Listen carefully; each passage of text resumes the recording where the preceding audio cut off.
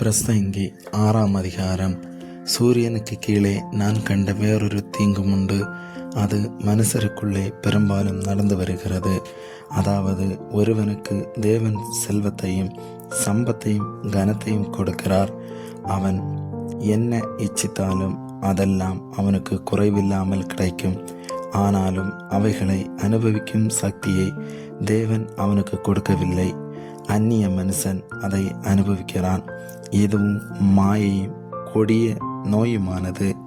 ஒருவன் 100 பிள்ளைகளை பெற்று அநேகம் வருஷம் ஜீவித்து தீர்க்காயுசை அடைந்திருந்தாலும் அவன் ஆத்துமா அந்த செல்வத்தால் திருப்தி அடையாமலும் அவனுக்கு பிரேத கல்லறை முதலாய் இல்லாமலும் போகுமானால் அவனை பார்க்கிலும் கருவழிந்த பிண்டம் வாசி என்கிறேன்.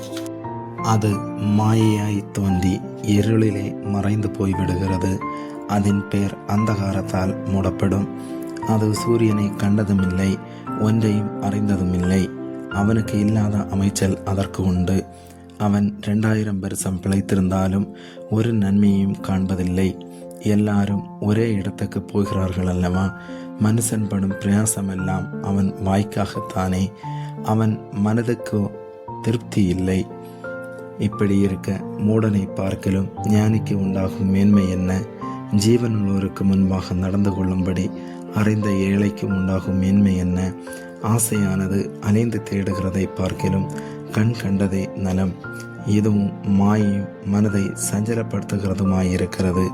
இருக்கிறவன் எவனும் தோன்றும் முன்னமே பேரிடப்பட்டிருக்கிறான். அவன் மனுஷன் என்று தெரிந்திருக்கிறது.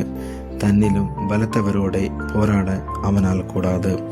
மாயை பெருக பண்ணுகிற அநேக விஷயங்கள் உண்டாயிருக்கிறபடியால் அதனாலே மனுஷருக்கு பிரயோஜனம் என்ன?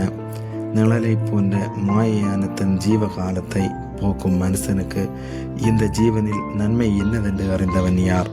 தனக்கு பின்பு சூரியனுக்கு கீழே சம்பவிக்கும் காரியம் என்னதென்று மனுஷனுக்கு அறிவிப்பவன் யார்?